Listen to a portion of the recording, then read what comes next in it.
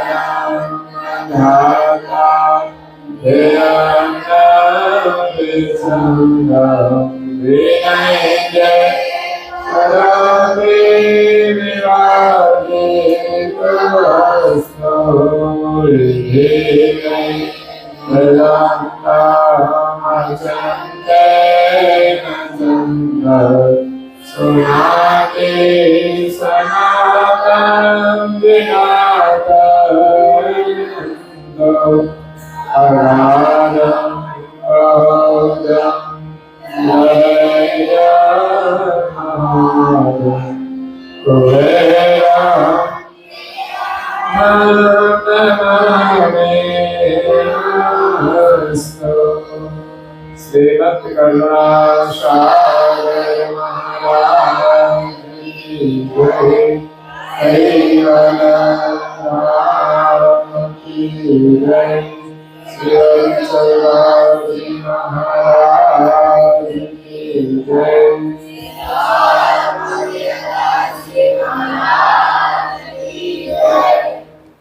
ત્રણ વાર પગે લાગવાનું છે.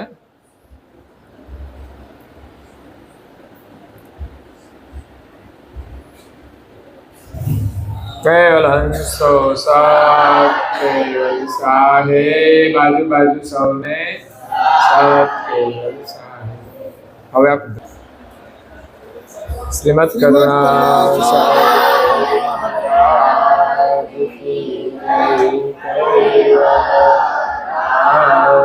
की जय।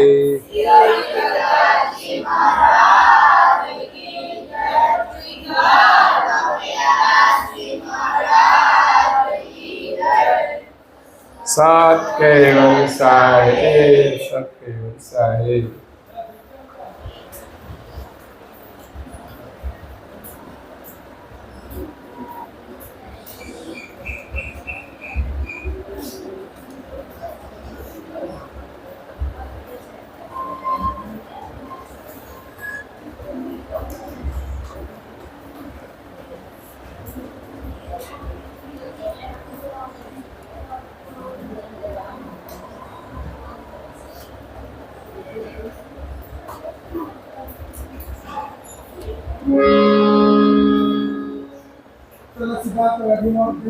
थोड़ा ऊंचू कर दे, ऊंचू कर दे। सत केवल साहेब।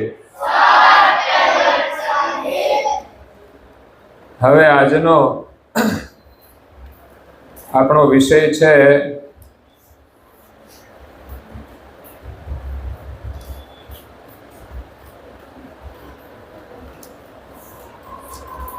ભારત દેશના બે મહાન આદર્શ, ત્યાગ અને સેવા. આપણા દેશના મહાન આદર્શ બે છે, એક ત્યાગ અને બીજું સેવા. આપણો દેશ મહાન કહેવાય છે, પૈસાથી નહીં. પૈસાથી કોઈ મહાન બનતું પણ શાનાથી મહાન બને છે? ત્યાગ અને સેવાથી.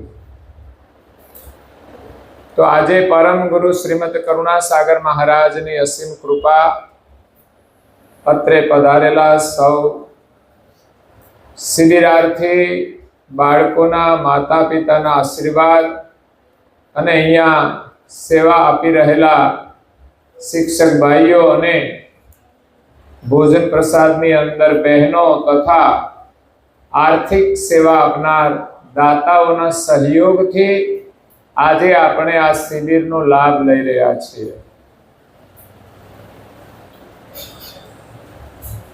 તો આજનો વિષય છે ભારત દેશના બે મહાન આદર્શ, જેમાંથી આપણને સારું જીવન જીવવાની પ્રેરણા મળે એને આદર્શ જીવન કહેવાય છે. સારું જીવન જીવીએ એને આદર્શ કહેવાય. તો આપણો દેશ મહાન છે, વિશ્વ ગુરુ પણ કહેવાય છે. એક સમય હતો અને ભવિષ્યમાં એ થશે એવું એક સ્વપ્ન છે. વિશ્વગુરુ એટલે શું? આખા વિશ્વને માર્ગદર્શન આપે. આજે આપણા દેશના પ્રધાનમંત્રી પાસે વિશ્વના બધા નેતાઓ માર્ગદર્શન લે છે. હા, કોઈ 5-10 અહંકારી હોય એ ના પૂછે, પરંતુ મોટા ભાગના દેશો આપણા દેશના પ્રધાનમંત્રી સાથે સંબંધ રાખે છે અને કઈ સમસ્યા હોય તો એનું માર્ગદર્શન પણ લે છે. તો આપણને આપણા દેશ પ્રત્યે ગૌરવ હોવું જોઈએ. આપણને આપણા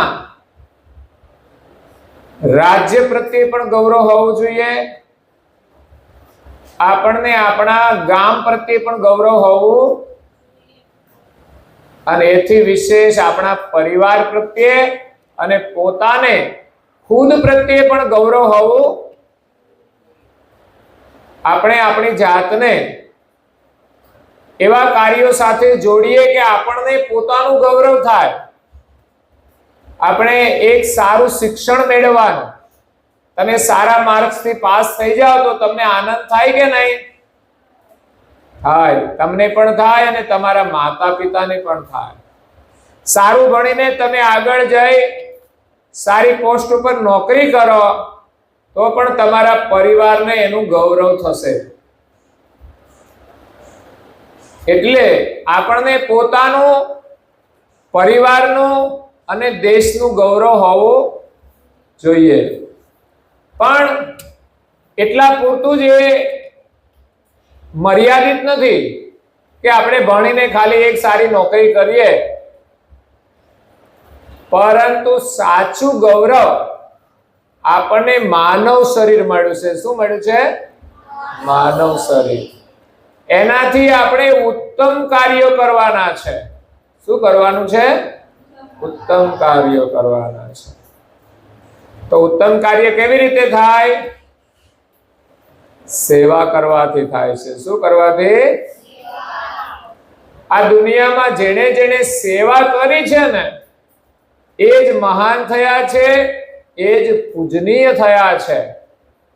નોકરી તો આપણે કરવાની જ હોય, ઘરનું કામ એ બહેનોને કરવાનું જ હોય, પણ એ કરતા કરતા થોડું થોડું જે સેવાનું કાર્ય કરે ને એનાથી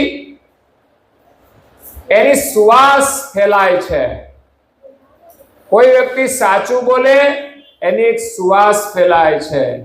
કોઈ વ્યક્તિનું શાંત સ્વભાવ હોય એની એક સુવાસ ફેલાય છે ગામની અંદર, અને ધીમે ધીમે સમાજની અંદર સુવાસ ફેલાય છે. અને માણસ જો સમાજની અંદર સેવાના કાર્યો કરે તો સારા સમાજમાં અને દેશની અંદર એની સુવાસ ફેલાય છે. આજે ઘણીવાર મીડિયાના માધ્યમથી આપણને સાંભળવા મળતું હોય છે, જે કોઈ સારા કામ કરે છે, મહાન કાર્ય કરે છે.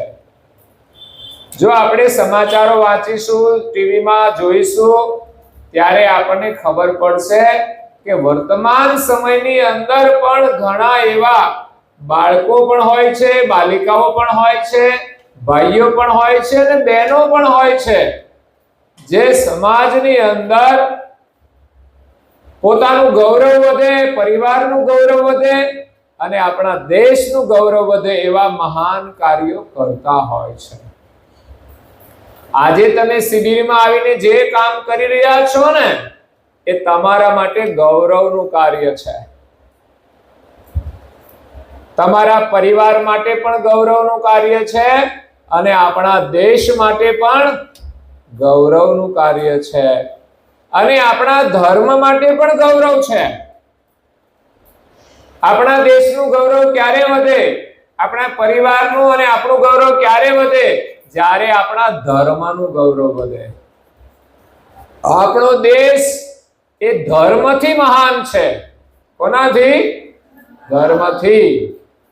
તો આમ તો આપણો સનાતન ધર્મ કહેવાય છે, જેને બીજા શબ્દમાં હિન્દુ ધર્મ પણ કહે છે. પણ ગઈકાલે કહ્યું તેમ સિંધુમાંથી હિન્દુ સંસ્કૃતિ આપણી બની છે. આપણો સનાતન વૈદિક ધર્મ છે. શું છે? કારણ કે ધર્મ વેદોમાંથી આવ્યો છે. એટલે આપણા જૂના ધર્મ ગ્રંથો, જૂનું સાહિત્ય એ વેદ છે. શું છે? એમાંથી આપણે સેવાના સંસ્કાર લેવાના છે. પહેલાના સમયની અંદર બાળકો ગુરુકુળમાં ભણવા જતા હતા. ક્યાં જતા હતા? ત્યાં એને શિક્ષણ જ્ઞાન આપવામાં આવતું હતું, અક્ષર જ્ઞાન, અને સાથે સાથે ધાર્મિક પુસ્તકોનું પણ જ્ઞાન આપવામાં આવતું હતું. એટલે બાળકોને ખબર હોય કે આપણે કેવી રીતે જીવન જીવવું જોઈએ. આજે લોકોને ધાર્મિક શિક્ષણ મળતું નથી. તમે શિબિરમાં આવો તો વળી તમને ધાર્મિક વાતો સાંભળવા મળે છે. એ વાતો સ્કૂલમાં સાંભળવા મળતી નથી. અહીંયા જે તમે પૂજા કરો છો એ તમને સ્કૂલમાં કરવા મળતી નથી. પણ હજુ ઘણા ગુરુકુળો ચાલે છે. એની અંદર જે બાળકો ભણે છે એ સવારે વહેલા ઉઠી જાય છે, પૂજા કરે છે, પ્રાર્થના કરે છે, પછી ભણે પણ છે અને સાથે સાથે ધાર્મિક ક્રિયાઓ પણ કરે છે અને આખો દિવસ એ ગુરુકુળના નિયમ અનુસાર અનુશાસનમાં રહેતા હોય છે અને આશ્રમની અંદર સેવા પણ કરતા હોય છે. એટલે સેવા એ આપણો પ્રથમ ધર્મ છે. તો આપણા ધર્મનું નામ છે જ્ઞાન સંપ્રદાય. શું નામ છે? જ્ઞાનથી આપણે સેવા કરવાની છે અને જ્ઞાનથી આપણે ત્યાગ પણ કરવાનો છે. તો સેવા કરવી હશે તો આપણામાં ત્યાગ ભાવના પણ હોવી જોઈએ. તો મોટામાં મોટી સેવા એ ભગવાનની સેવા છે. કોની? આ જગતની અંદર મોટામાં મોટું કોણ છે? ભગવાન. અને ભગવાનનો સંદેશ લઈને આ વિશ્વમાં ગુરુ આવે છે. કોણ આવે છે? અને એમાં મોટામાં મોટા ગુરુ છે પરમ ગુરુ. તો આપણે પરમ ગુરુની સેવા કરવાની છે, પરમ ગુરુની પૂજા કરવાની છે અને પરમ ગુરુ જ્ઞાન લઈને આવ્યા છે. આ જગત કોણે બનાવ્યું છે? પરમ ગુરુએ. કરુણા સાગર મહારાજ કહે છે આ જગત કોણે બનાવ્યું? તો કે ભગવાને બનાવ્યું છે. એ ભગવાન કોણ છે? કૈવલ. તો એ જ્ઞાન લઈને આવ્યા છે. સર્જનહાર કેટલા છે? ભગવાન કેટલા છે? એક જ છે. એ જ્ઞાન પરમ ગુરુ લઈને આવ્યા છે. એ જ્ઞાનનો આપણે પ્રચાર કરવાનો છે, એની આપણે સેવા કરવાની છે. તો અહીંયા શિબિરમાં આવીને આપણે જાણીશું અને આપણે પરમ ગુરુની પૂજા કરીશું.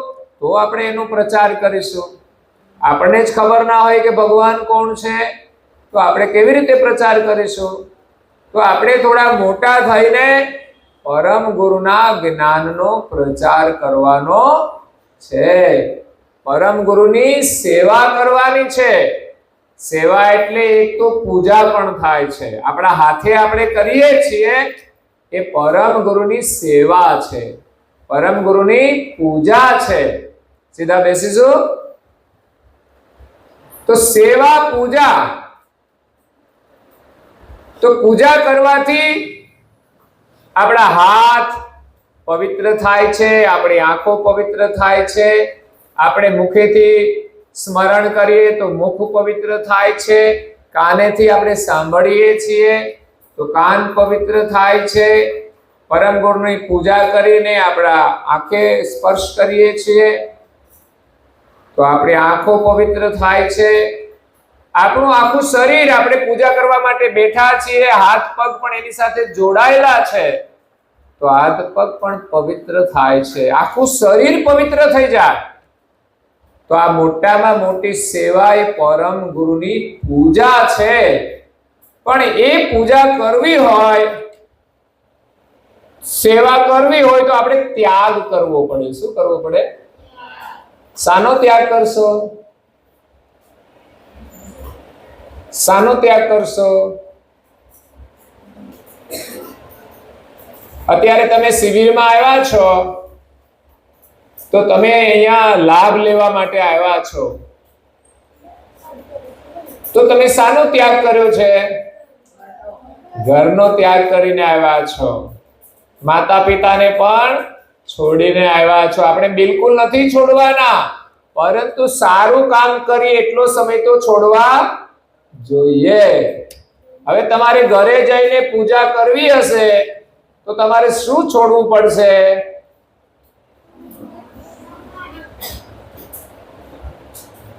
શું છોડવું પડશે? આળસ છોડવી પડશે. શું છોડવું પડશે? અને બીજું શું છોડવું પડશે? સવારે વહેલા ઉઠવા માટે ઊંઘ છોડવી પડશે, પથારી છોડવી પડશે, સ્નાન કરીને તૈયાર થવું પડશે તો આપણે પૂજા કરી શકીશું. અને પરમ ગુરુની પૂજા કરવી એ સૌથી શ્રેષ્ઠ સેવા છે, કારણ કે એમના આશીર્વાદથી આપણને જ્ઞાન મળશે. જો પૂજા કરીએ ને એટલે આપણને શું મળે? આશીર્વાદ મળે છે. અને માગવાના, હે પરમ ગુરુ મને સદબુદ્ધિ આપજો, મને સારું જ્ઞાન આપજો, હું સારું કાર્ય કરું એના માટે મને પ્રેરણા આપજો, હું સવારે વહેલો ઉઠી જાઉં અને નિયમિત તમારી પૂજા કરું, માતા પિતાને પ્રણામ કરો. તો તમે પરમ ગુરુ પાસે માગણી કરશો તો ચોક્કસ પરમ ગુરુ તમને આપશે. પણ રોજ તમે પૂજા કરી અને પ્રાર્થના કરજો. એટલે પૂજા કરવી હોય તો ઊંઘ અને આળસ છોડવી પડે. આળસ હોય છે તો ઊંઘ આપણે છોડતા, અને ઊંઘ ઉડે પછી આળસ હોય તો આપણે કશું સારું કામ કરતા નથી. આપણે નવરા હોઈએ તો પણ આળસ આવે એટલે સારું કામ થતું નથી.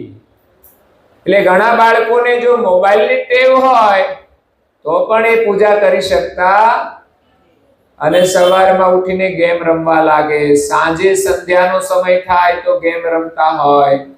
તો મોબાઈલનો ઉપયોગ આપણે બહુ થોડો જ કરવાનો, જરૂર હોય તો જ. નહીં તો તમારે અત્યારે મોબાઈલની જરૂર છે નહીં. તમારે પુસ્તકની અંદર અભ્યાસ કરવાનો, એમાં ધ્યાન આપવાનું. હા, થોડી વાર રમવાનું તો રમી લેવાનું, એનાથી શરીર આપણું સારું રહે, સ્વસ્થ રહે, મન આપણું પ્રસન્ન રહે. પણ રમતા રમતા પાછું લડવાનું નહીં. નહીં તો ઘણી વાર આપણે ભેગા રમતા હોઈએ ને તો લડી પડીએ છીએ, તો એ રમવાથી કોઈ લાભ થતો. ભલે રમીએ સાથે, એની અંદર કઈ ચર્ચા થાય તો શાંતિથી કરવાની, લડવાનો, ગુસ્સો કરવાનો. એટલે આપણે ભગવાનની સેવા કરવી હોય તો ગુસ્સો પણ છોડવો પડે. તો પરમ ગુરુની સેવામાં પરમ ગુરુની આપણે પૂજા કરીએ, પરમ ગુરુની પ્રાર્થના કરીએ અને પૂજા કરીને કપાળમાં તિલક રોજ કરવાનું. આપણે કોના સંતાન છીએ? તો કે પરમ ગુરુના. આપણે ઋષિ મુનિઓના સંતાન છીએ, તો આપણા કપાળમાં તિલક હોવું જોઈએ. અને તિલક હશે ને તો તમારા ચહેરાની જે ચમક છે ને વધી જશે. આપણા દેશના વડાપ્રધાન પણ મંદિરોમાં દર્શન કરવા જાય તો ધોતી પણ પહેરે છે, જબ્બો પણ પહેરે છે, કપાળમાં તિલક પણ કરે છે. તો આપણે પણ જ્ઞાન સંપ્રદાયના સેવક છીએ, પરમ ગુરુના અનુયાયી છીએ, તો આપણા કપાળમાં તિલક હોવું, શરમાવું જોઈએ નહીં. તો પરમ ગુરુની જે સેવા છે એમાં આપણે પ્રણામ કરીએ છીએ બે હાથ જોડીને. પરમ ગુરુને તો પ્રણામ કરીએ, પછી પૂજા થયા પછી આપણે ઘરમાં આપણા વડીલો, આપણા માતા પિતાને પણ પ્રણામ કરવા જોઈએ. અને પછી પરમ ગુરુ જે જ્ઞાન લઈને આવ્યા છે એનો પણ આપણે અભ્યાસ કરવો. સ્કૂલમાંથી જ આપણે આ ધાર્મિક શિક્ષણ મેળવવાનું છે. પહેલાના વિદ્યાર્થીઓ ગુરુકુળમાંથી આ શિક્ષણ મેળવતા હતા. આજે આપણે કેવી રીતે મેળવીશું? તો કે સ્કૂલની અંદર તો બધા વિષયો ભણાવે છે, પરંતુ દર રવિવારે આપણે આપણા ઘરે એક સારું પુસ્તક વાંચીએ તો આપણને ધાર્મિક જ્ઞાન મળશે. આપણા ધર્મના પણ પુસ્તકો છે, પરમ ગુરુએ આપેલા જે ચમત્કાર છે એ આપણે વાંચીશું તો પણ પરમ ગુરુનો મહિમા સમજાશે. પછી તમે થોડા મોટા થઈ જાઓ, હાઈસ્કૂલમાં જાઓ, તો પછી વધારે થોડું વાંચન કરવાનું. એમ ધીમે ધીમે તમારો અભ્યાસ ચાલતો જાય, એની સાથે સાથે આપણા ધર્મના ધર્મ ગ્રંથોનું પણ થોડું થોડું વાંચન કરવું જોઈએ. એટલે આપણે ભગવાનની સેવા કરવાની છે, એ મોટામાં મોટી સેવા છે. તો સવારે તમને જે પૂજા આપી છે માત્ર 15 મિનિટ થશે. કેટલી? 15 મિનિટ. તો આટલો નિયમ તમે લેશો ને તો એના સંસ્કારથી તમે પરમ ગુરુના આશીર્વાદથી ખૂબ આગળ વધશો. તમે ભણશો તો ખરા, પણ આ પૂજાના સંસ્કાર હશે તો તમે ભટકશો નહીં. નહીં તો ભણીને પણ લોકો શું થાય છે? ભટકી જાય છે. કોલેજની અંદર લોકો ભટકી જાય છે, ભણતા ભણતા બીજા રસ્તે જતા રહે છે, રખડતા થઈ જાય છે, ખોટા મિત્રોના સંગમાં બધું ખાતા પીતા થઈ જાય છે. પણ આપણી પાસે પૂજાના સંસ્કાર છે તો આપણે બહારનું ખાઈશું?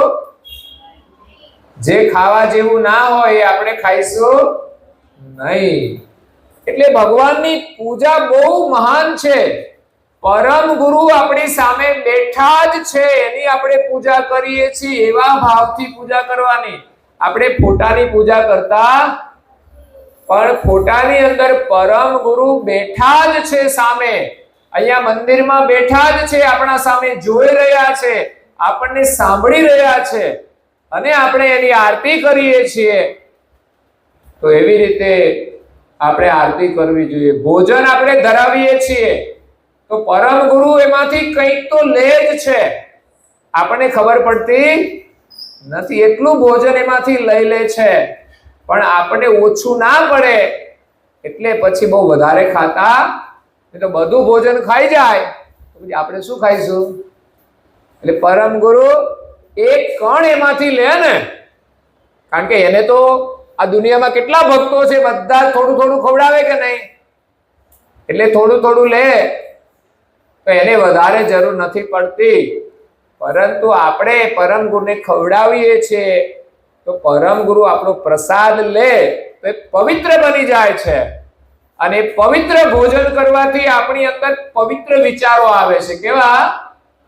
પવિત્ર વિચારો. એટલે આવી ભક્તિ સેવા ઘણા મહાપુરુષો કરીને મહાન થઈ ગયા. કેવા થઈ ગયા? મહાન. કોણે કોણે પૂજા કરી ખબર છે? તો કે મીરાબાઈએ પૂજા કરી. એને કોઈ સાધુ મહાત્માએ એક કૃષ્ણની મૂર્તિ આપેલી, નાની ઉંમરમાં, તમારી જેટલી ઉંમરમાં. અને એ મીરાબાઈને કૃષ્ણની પૂજા કરવામાં પ્રેમ લાગી ગયો, તો એને પછી લગ્ન કરવાની પણ ઈચ્છા નહોતી. એને કૃષ્ણમાં એવી પ્રીતિ હતી કે મારે લગ્ન નથી કરવા, બસ મને પૂજા કરવામાં આનંદ આવે છે. એનું મન ભગવાનમાં લાગી ગયું. હવે એને લગ્ન કરવામાં કોઈ રસ, લગ્ન કરીને શું કરવાનું છે, શા માટે લગ્ન કરવાનું, એવું એને થયું. પણ છતાં એના માતા પિતા એને પરણાવી દીધા. તો એ સાસરીમાં તો ગયા, પણ ત્યાં સાથે એ કૃષ્ણની મૂર્તિ લઈ જાય છે અને એની સેવા પૂજા કરે છે. રાત દિવસ એનું મન એ ભગવાનની પૂજામાં જ રહેતું હતું, એના સ્મરણમાં જ રહેતું હતું. એમ આપણે પણ પરમ ગુરુની પૂજા કરીએ પછી પણ આપણું મન શામાં રાખવાનું? પરમ ગુરુના સ્મરણમાં જ રાખવાનું. પરમ ગુરુની જે આજ્ઞાઓ છે એને પાળવામાં જ રાખવાનું. તો એવી જ રીતે એક ધનના જાટ થઈ ગયા. ધનના જાટ તમારા જેવા નાના બાળક હતા. એ સમયે એમના પિતા એ ભગવાનની ખૂબ પૂજા કરતા હતા. પણ ધનના જાટના પિતા એ ભગવાનની પૂજા કરતા હતા, એને વિધિવત થાળ ધરાવતા હતા. તો એક દિવસ એને બહાર જવાનું થયું. તો ભગવાન ભૂખ્યા ના રહે એટલે એમના દીકરાને કહ્યું, બેટા ધનના, જો હું બહાર જાઉં છું 2 દિવસ પછી આવતો રહીશ. કારણ કે પેલા વાહનો હતા, ચાલતા જવાનું, એટલે 1-2 દિવસ લાગતા હતા. તો ધનાને એમણે એટલું કામ સોંપ્યું કે જ્યાં ભગવાન છે ને એને તું સ્નાન કરી અને પછી એને સ્નાન કરાવજે. શું કહ્યું? પેલા કોને સ્નાન કરવાનું?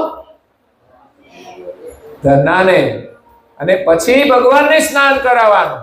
અને ત્યાર પછી પૂજન આરતી કરી અને તું ભગવાનને જમાડી અને પછી તું જમજે.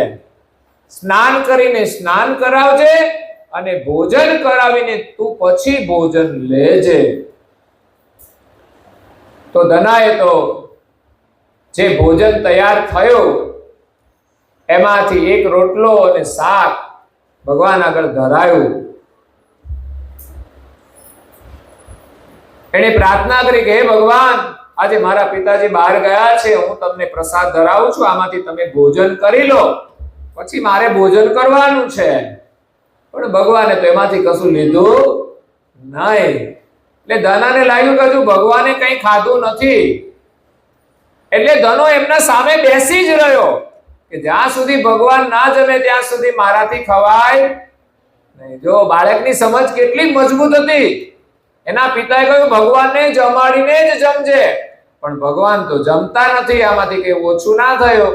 એટલે બાળકે ભોજન લીધું નહીં. પછી છેવટે એ થાળ એમનેમ જ રહ્યો, પણ ધનાએ ભોજન કર્યું. એ થાળ એ દિવસે પછી કોઈને આપી દીધો, કાગડાને, ગમે તે કૂતરાને. બીજા દિવસે ભોજન તૈયાર થયો.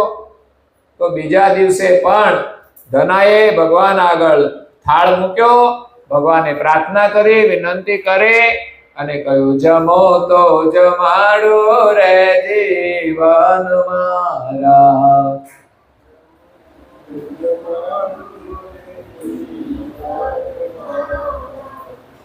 તો ભગવાને પ્રાર્થના કરી. પણ બીજા દિવસે એવું થયું, એમણે જોયું કે એક રોટલો છે એમાંથી અડધો રોટલો લીધો નથી. તો ધનાએ બીજા દિવસે પણ ભોજન કર્યો નહીં.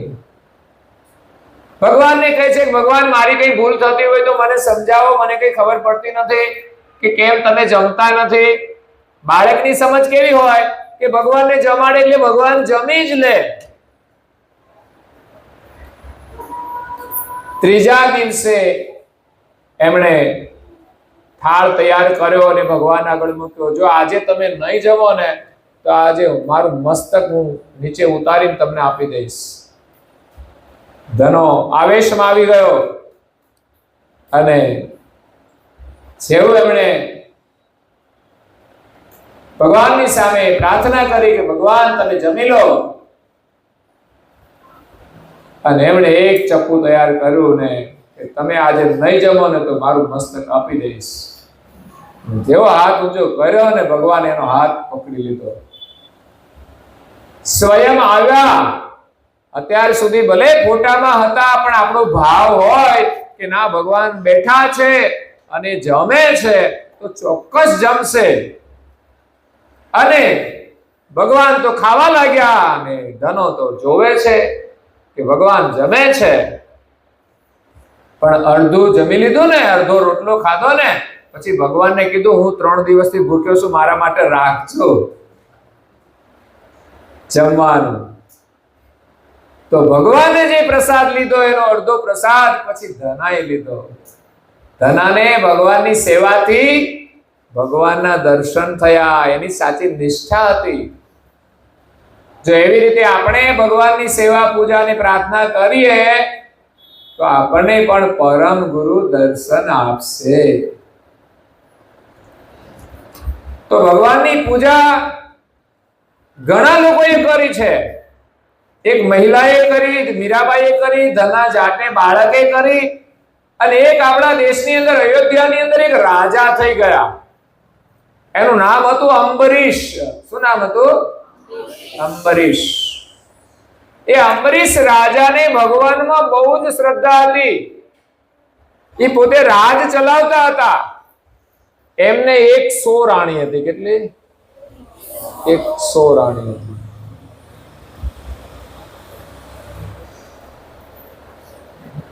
રાજા હતા પણ સવારે વહેલા ઉઠતા હતા.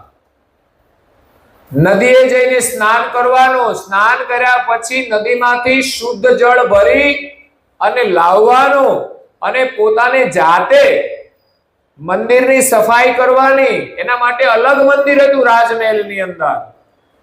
ત્યાં સફાઈ કરવાની, પોતો મારવાના, અને જાતે ચંદન ઘસવાનું, ભગવાનની પૂજા કરવાની, દીવા તૈયાર કરવાના. આરતી આપણે તો બધા પૂજા કરે ને કે હાલો દીવા તૈયાર કર દો શ્રીમતીજી, તારે તો શ્રીમાન પૂજા કરે. બધું તૈયાર હોય ત્યારે, ના હોય તો પાછી પૂજા ના થાય. એવું નહીં. પૂજા જેને કરવી છે એને કોઈને કહેવાનું નથી કે મને આ આપી દો. એ જાતે ફૂલ લઈ આવે રાજા બગીચામાંથી. એમણે બગીચો પણ બનાવેલો. રાજા એમાં જાતે મહેનત કરે. બધું જ કામ છોડીને, મતલબ ત્યાગ કરીને રાજા ભગવાનની પૂજા કરે છે. બધી જ રાણીઓ પ્રભાવિત થઈ જાય છે રાજાથી. રાણીઓ ઈચ્છા કરે છે કે અમે કંઈક કરી દઈએ, પણ રાજા કે ના, ભગવાનની સેવા તો મારે જ કરવાની, મારી જાતે જ હું સેવા કરીશ. એમાં એક સમય એવો આવ્યો કે અયોધ્યાથી એક નજીકમાં ગામ હતું, અને ગામની અંદર એક બ્રાહ્મણ પરિવાર હતો. અને એ બ્રાહ્મણનું નામ હતું રાજારામ મોહન. મિથિલા પ્રાંતની અંદર. તો રાજારામ મોહનની પુત્રીનું નામ હતું સુબુદ્ધિ. શું નામ હતું? સુબુદ્ધિ એટલે શું થાય? સારી બુદ્ધિ, શ્રેષ્ઠ બુદ્ધિ, જેની અંદર મર્યાદા હોય, પ્રેમ હોય, સંયમ હોય, નમ્રતા હોય, ધૈર્ય હોય.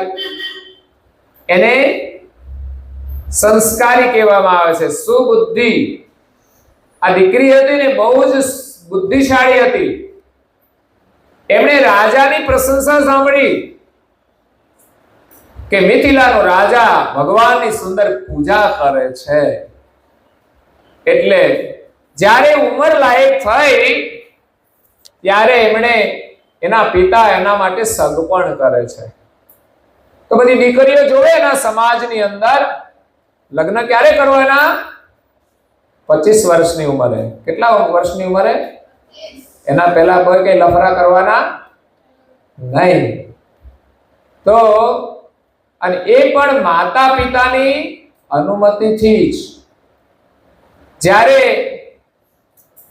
એમના પિતા એના માટે સંબંધ કરે છે ત્યારે દીકરીએ રજૂઆત કરી કે મારે તો મિથિલાના રાજા અંબરીશ સાથે લગ્ન કરવા છે. કેમ? એની સાથે શા માટે લગ્ન કરવા? એ કોઈ હીરો નહોતા, પરંતુ એ ભગવાનના પરમ ભક્ત હતા. એટલે એમણે પસંદગી કરી કે મારે રાજા અંબરીશ સાથે લગ્ન કરવા છે, એ સિવાય હું લગ્ન કરીશ નહીં. તો દીકરીની જીદ હતી તો એક બ્રાહ્મણને મોકલે છે કે જાઓ દીકરીનું માગું લઈને. બ્રાહ્મણ ઝડપથી જાય છે અને રજૂઆત કરે છે રાજાને. પણ રાજા તો ભગવાનની ભક્તિમાં એટલો બધો ડૂબી ગયો હતો કે એને તો કઈ બહુ રસ જ નહોતો લગ્નમાં, કારણ કે 100 રાણીઓ તો એની પાસે હતી. હવે એને નવા લગ્ન કરવાની કોઈ ઈચ્છા હતી? મોટા રાજાઓ હોય, શક્તિશાળી, કોઈ ધર્મ ભાવના વાળા, તો સામેથી લોકો એમ કે અમારી દીકરીને તમારી સાથે પરણાવવી છે. પરંતુ આ રાજાને તો લગ્ન સંસારમાં બહુ રસ હતો. 100 રાણીઓ છે, એની સાથે એને મળવાનો ટાઈમ નથી. એને બધાને અલગ અલગ વ્યવસ્થા આપી દીધી છે. એટલે રાજાએ ના પાડી કે ભાઈ મારી પાસે હવે સમય નથી અને હું એને પરણાવીને લાવું, હું જો સમય ના આપું તો હું ગુનેગાર કહેવાવ, એટલે મારે હવે એની સાથે લગ્ન નથી કરવા. બ્રાહ્મણ ઉદાસ થઈને પાછો આવે છે અને રજૂઆત કરી રાજા રામમોહનને. ભાઈ રાજાએ તો ના પાડી છે કે મારે તો 100 રાણીઓ છે અને હવે મારી પાસે સમય નથી, હું એને સમય ના આપી શકું, એટલે હું લગ્ન નહીં કરું. એ જ સમાચાર દીકરીને આપ્યા, સુબુદ્ધિને, કે રાજા તો ના પાડે છે. ત્યારે દીકરી કહે છે કે મને બહુ આનંદ થયો. બોલો, એને લગ્ન કરવાતા અને રાજાએ ના પાડી તો દીકરી ખુશ થઈ. કેમ ખુશ થઈ હશે? તમે વિચાર કરો. તમારે જેની સાથે લગ્ન કરવા હોય, તમારા માતા પિતા ના પાડે તો શું કરો? કાં તો દીકરી સામેથી ના પાડે તો શું કરો? ઉદાસ થઈ જાવ ને. પણ આ દીકરી ખુશ થાય છે. રાજાએ કેમ ના પાડી? કે એને કોઈ સ્ત્રીમાં હવે મોહ રહ્યો નથી. એને રાણીઓ છે છતાંય એની સાથે પણ એનો મોહ નથી. એટલે દીકરી ખુશ થાય છે કે ખરેખર આ રાજાની ભક્તિ સાચી છે. જેને ભક્તિમાં પ્રેમ થઈ જાય ને એને પછી સ્ત્રીની અંદર મોહ રહેતો. હા, સંબંધ હોય તો એની સાથે વ્યવહાર ચોક્કસ કરે, પણ એની સાથે એને મોહ રહેતો. પછી એના સામું જોયા કરે, પછી એના ફોટા લઈને ફર્યા કરે. એને તો ભક્તિમાં રસ હોય એટલે એને કોને જુએ? માત્ર પરમ ગુરુ જ દેખાય, એને માત્ર ભગવાન જ દેખાય. એ તો માત્ર સારા કામો જ કરે, એમાં જ એને આનંદ આવે. અને જ્યારે પતિ આવી ભક્તિ કરે તો પત્ની પણ એનાથી ખુશ થઈ જાય, તો પત્નીનો મોહ પણ રહેતો નથી. અને પત્ની પણ શું કરે? એ પતિનો ફોટો લઈને ના ફરે, પણ કોનો ફોટો રાખે? મોબાઈલની અંદર પરમ ગુરુનો રાખે અને એની સેવા કરે. તો અહીંયા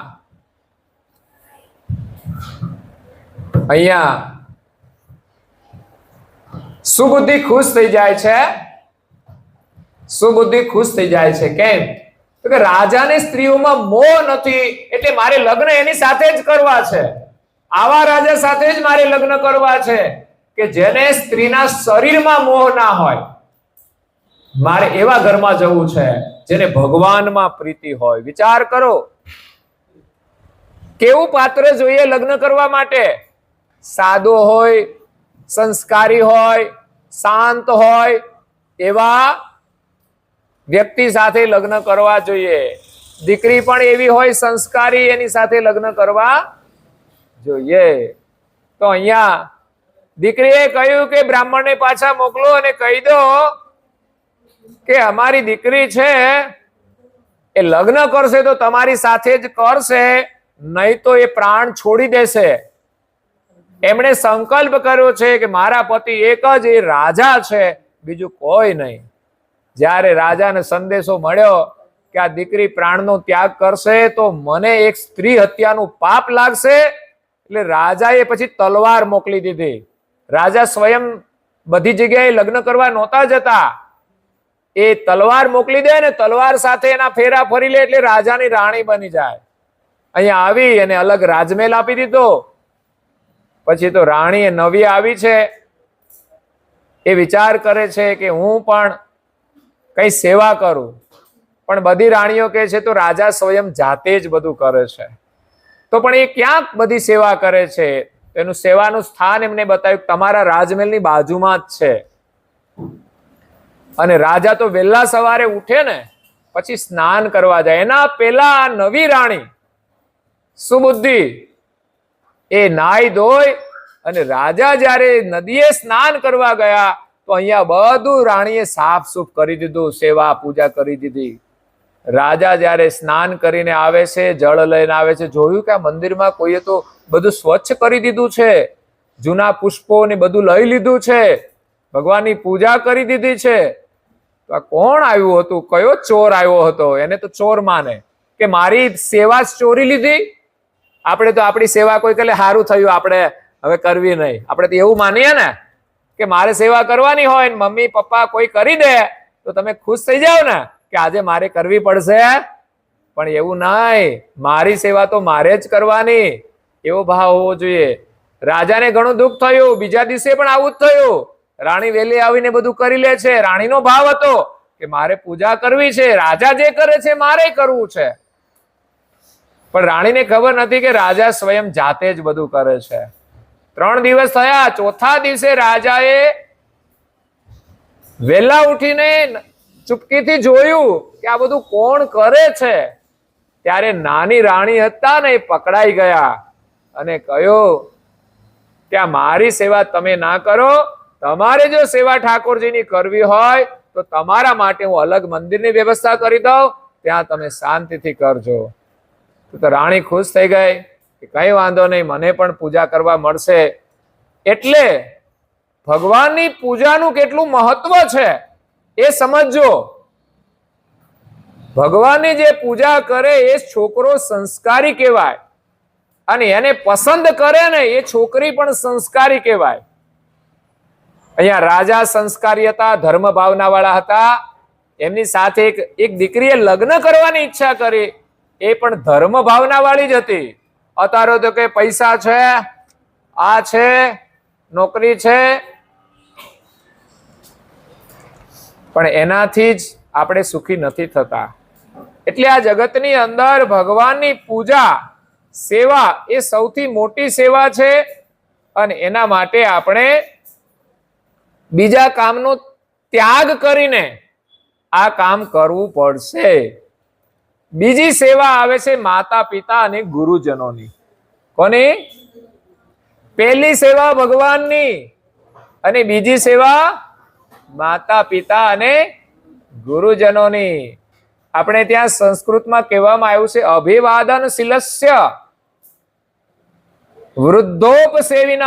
વૃદ્ધોની સેવા કરો અને પ્રણામ પણ કરો. અભિવાદન એટલે પ્રણામ, શિલસ્ય એ ચારિત્ર્ય છે. અભિવાદન શિલસ્ય વૃદ્ધોપસેવિનઃ સત્વારી તસ્ય વર્ધન્તે. જો વૃદ્ધોને પ્રણામ કરવાથી 4 વસ્તુમાં વધારો થાય. શામાં? કેટલી? 4. કઈ કઈ? આયુર્વિદ્યા યશો બલમ. શું? 4 વસ્તુ વધે. કઈ કઈ? આયુ. આયુ એટલે ઉંમર. આપણે લાંબુ જીવીએ, અને લાંબુ જીવીએ તો આપણે વધારે સારા કામો કરી શકીએ. નાની ઉંમરમાં જ કોઈનું મૃત્યુ થઈ જાય તો પછી એને તો કોઈ સુખ મળતું, પરંતુ લાંબુ જીવીએ. પરમ ગુરુ કરુણાસાગર 105 વર્ષ રહ્યા. રઘુરામ મહારાજ એમના શિષ્ય હતા. સામે ફોટો છે ને, ઉપાસનાની પુસ્તિકામાં પણ છે, જે ધ્યાનમાં બેઠા છે. આ બાજુ પણ અહીંયા છે. તો એ રઘુરામ મહારાજ 131 વર્ષ રહ્યા. કેટલો? 131 વર્ષ. તો વડીલોની સેવા કરવાથી, પ્રણામ કરવાથી શું વધે? આયુષ્ય વધે. પણ આયુષ્ય ક્યારે વધે? આપણું શરીર નિરોગી હોય ત્યારે. રઘુરામ મહારાજને ક્યાંય રોગ હતો? એને કોઈ દિવસ દવા લીધી? તો શરીર જ્યારે નિરોગી હોય ને તો જ આપણે વધારે જીવીએ. જો બીમારીઓ આવી જાય તો આપણે વહેલા જવું પડે છે. આયુર્વિદ્યા, આપણે વિદ્યા પ્રાપ્ત થાય. વડીલોના આશીર્વાદથી વિદ્યા મળશે, એમ જ બુદ્ધિથી વિદ્યા મળતી નથી. તો માતા પિતાને અને ઘરમાં વડીલોને ચરણ સ્પર્શ કરી અને બે હાથ જોડીને પગે લાગજો. એમના આશીર્વાદથી તમને સાચી વિદ્યા મળશે. અને ત્રીજું મળશે યશો બલમ, યશ મળશે. શું મળશે? યશ. આ જીવનની અંદર મેળવવા જેવું છે યશ એટલે કીર્તિ. સમાજમાં એક સારી સુવાસ ફેલાય. જીવનમાં સારા કામ કરવાથી યશ મળે છે. એટલે માતા પિતાને, વડીલોને પ્રણામ કરવા એક મોટા સંસ્કાર છે. નાના હોઈએ ને ત્યારે તો પગે લાગીએ, કારણ કે ત્યારે તો આપણને માતા પિતાની જરૂર છે. પણ લગ્ન થયા પછી કોને પગે લાગવાનું? માતા પિતાને પગે લાગવાનું. લગ્ન થયા પછી, લગ્ન થઈ જાય પછી કોને પગે લાગવાનો? હે? પત્નીને. પછી પત્ની કે એમ કરવાનું ને. એવું નહીં કે પગે લાગીએ તો જ કહેવાય. એ કે એમ આપણે કરીએ અને મમ્મી માતા પિતાનું ના કરીએ તો શું કહેવાય? પત્નીને આપણે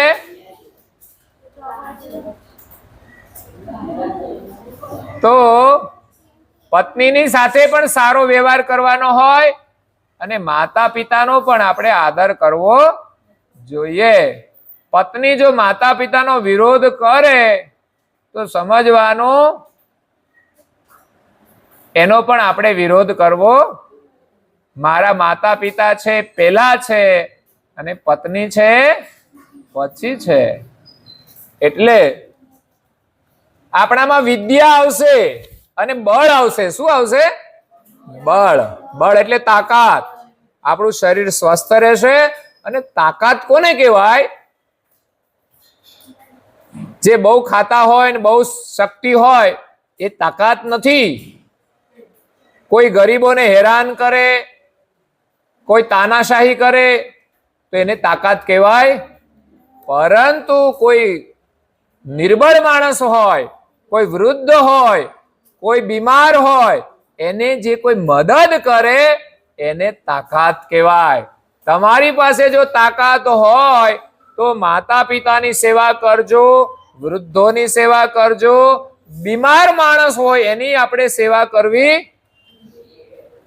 તો ઘરમાં ઘરે જઈને તમારે કઈ પાણી પીવું હશે તમે કહેશો મમ્મી પાણી આપો, પપ્પા પાણી આપો? હે? શું કરશો? જાતે પાણી પીશો? તમારી પથારી જાતે પાથરશો? સવારે તમારી પથારી જાતે વાળશો? યોગ્ય જગ્યાએ મૂકી દેશો? તમારે જમવું હશે તો તમારી ડીશ જાતે લેશો? પછી તમને ભોજન આપે મમ્મી, પછી જમીને ડીશ તમારી જાતે મૂકી દેશો? અને જરૂર પડે મમ્મી બીમાર હોય તો તમે એને ઘરકામની અંદર મદદ કરશો? ભોજન કરતા પણ તમારે શીખવું જોઈએ. જરૂર પડે તો ભોજન પણ બનાવવું જોઈએ. તમારા ઘરમાં તમે મમ્મીને મદદ કરવા માટે ઘરમાં કચરું વાળશો?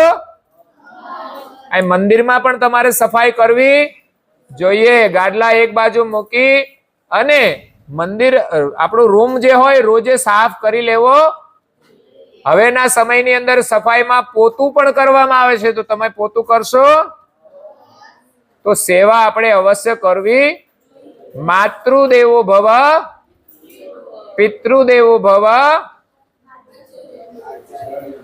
આચાર્ય દેવો ભવ અને અતિથિ દેવો ભવ. આટલાનો આપણે આદર કરવો. તો આપણા તનથી, મનથી અને ધનથી આપણે બધાની સેવા કરવી જોઈએ. સેવા કરવાથી આપણું શરીર સ્વસ્થ રહે છે. કેવું રહે? તમે જુઓ તો ભગવાને આપણને માનવ શરીર આપ્યું છે, એમાં બુદ્ધિ આપી છે, એટલે આપણે બધાની સેવા કરવી. આમ જુઓ ને તો ભગવાને આપણા માટે કેટલી બધી સારી વ્યવસ્થા કરી છે. તો આ દુનિયાની અંદર બધા આપણી સેવા કરે છે. જોયું, સૂર્ય આપણી સેવા કરે છે, ચંદ્ર આપણી સેવા કરે છે, પૃથ્વી આપણી સેવા કરે છે, અને વૃક્ષો પણ આપણી સેવા કરે છે. વૃક્ષો આપણને શું આપે? હે? ઓક્સિજન. એકલો ઓક્સિજન જ આપે છે? બીજું શું આપે? હે? હાથ ઊંચો કરો છો, હાથ ઊંચો કરો, હાથ ઊંચો કરો. શું આપે? હે? ફળો આપે છે. બીજું કઈ આપે છે? બોલજો. ઇમારતી લાકડું. બીજું કઈ આપે છે? છાંયડો આપે છે. બીજું કઈ? ઓક્સિજન. અને બીજું એની અંદર ઔષધિ છે. શું છે? જે આપણી બીમારીઓને દૂર કરવા માટે એ દવા પણ આપે છે. તો આ વૃક્ષો આપણી સેવા કરે છે ને, તો પછી આપણે પણ બીજાની સેવા કરવી. વૃક્ષો પાસે તો કોઈ બુદ્ધિ નથી, પણ છતાંય આપણને કેટલું ઉપયોગી છે. જ્યારે ભગવાને આપણને બુદ્ધિ આપી છે અને આપણે અહીંયા બાલ શિબિરમાં આવ્યા છીએ અને અહીંથી આપણને જ્ઞાન મળ્યું છે, બુદ્ધિ મળી છે, તો ઘરે જઈને આપણે સેવા કરવી જોઈએ. તો માતા પિતાની સેવા અને બીજી ઘણી બધી સેવાઓ છે. બીમાર માણસની મદદ કરીએ એ સેવા છે. તરસાને પાણી આપવું. શું? પછી પક્ષીઓ, એના માટે પણ કુંડા ભરવા, એને પણ ચણ નાખવી. ભૂખ્યાને ભોજન. શું? આપણી પાસે ખાવાનું હોય અને બીજા માણસ પાસે ના હોય તો આપણામાંથી થોડું એને આપવું જોઈએ. પછી એક સેવા છે રક્તદાન. શું છે? આપણે મોટા થઈ જઈએ ને આપણામાં તાકાત આવે ને તો થોડું થોડું રક્તદાન પણ કરવું જોઈએ. અપંગ માણસ હોય કોઈ, એને કઈ મદદની જરૂર પડે તો આપણે ટેકો કરવો, એને ઊભા કરવા જોઈએ. એને કોઈ તકલીફ પડે નહીં એવી રીતે રહેવું. પછી કોઈ નિર્ધન માણસ હોય, જેની પાસે ધન ના હોય, એના કારણે દુખી હોય અને આપણી પાસે ધન હોય તો થોડી એની મદદ કરવી. અગર તો કોઈ વિધવા સ્ત્રીઓ હોય, જેને કમાવા વાળું કોઈ ના હોય, તો કોઈ અનાથ હોય તો એને પણ આપણે મદદ કરવી. કોઈ અનાથાશ્રમ હોય, એની અંદર રહેતા બાળકો હોય, તો આપણે મોટા થઈ જઈએ અને સારું કમાતા હોઈએ તો આપણે જોવાનું પેલા કે અહીંયા કેવું કામ ચાલે છે, સેવા થાય છે, તો આપણે મદદ કરવી જોઈએ. કોઈ જરૂરિયાત હોય તો આપણી જાતે પણ કરીએ અને જરૂર હોય તો આર્થિક રીતે પણ સેવા કરીએ. અને ધનથી સેવા માટે સમાજમાં ઉપયોગી જે કઈ વસ્તુઓ હોય એમાં આપણે ધન સેવા પણ કરવી જોઈએ.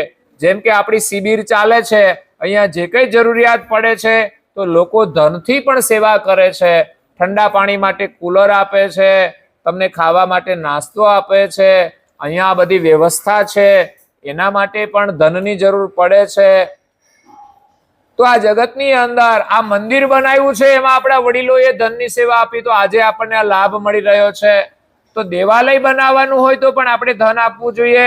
કોઈ ધર્મશાળા હોય, કોઈ ધાર્મિક સંસ્થા હોય અને સારું કામ થતું હોય તો આપણે આપવું જોઈએ. અનાથાલય એટલે અનાથ લોકો રહેતા હોય, એની કઈ મદદ, ઘણા મૂંગા બેરા એવા લોકોની પણ લોકો સેવા કરે છે.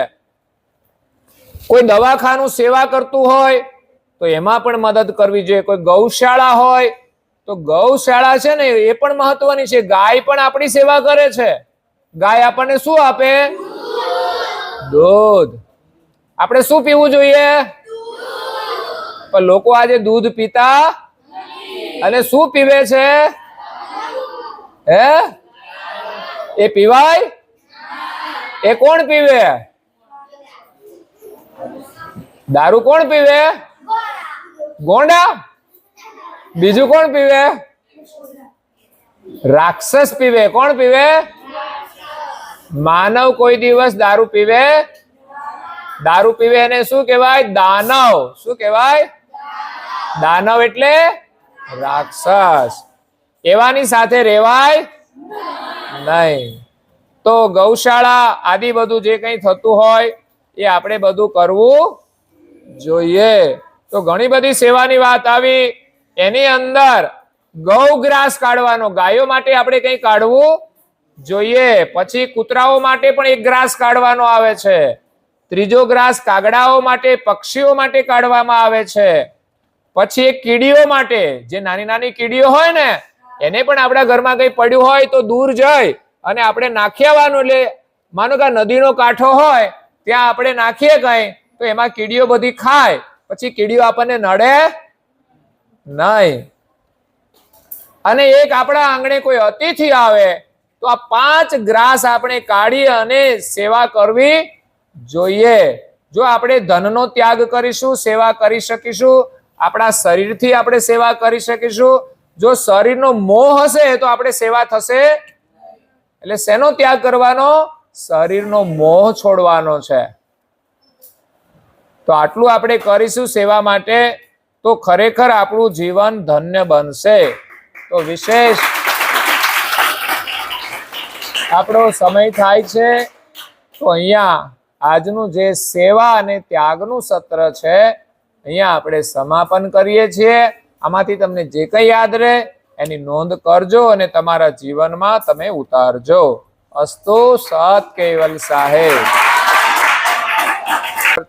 કી કૃષ્ણ સ્વામી મહારાજ કી પરમ ગુરુ શ્રીમદ કરુણા સાગર મહારાજ કી જય.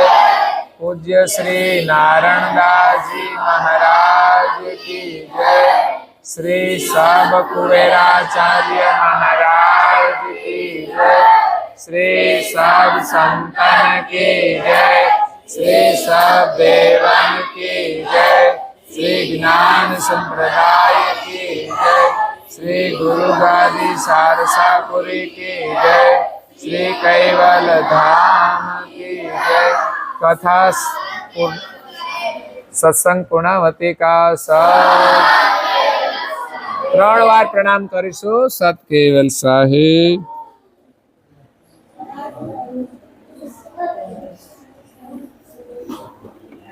સત કેવલ સાહેબ. આજુબાજુ સૌને સત કેવલ સાહેબ. વિશ્રામ બધું.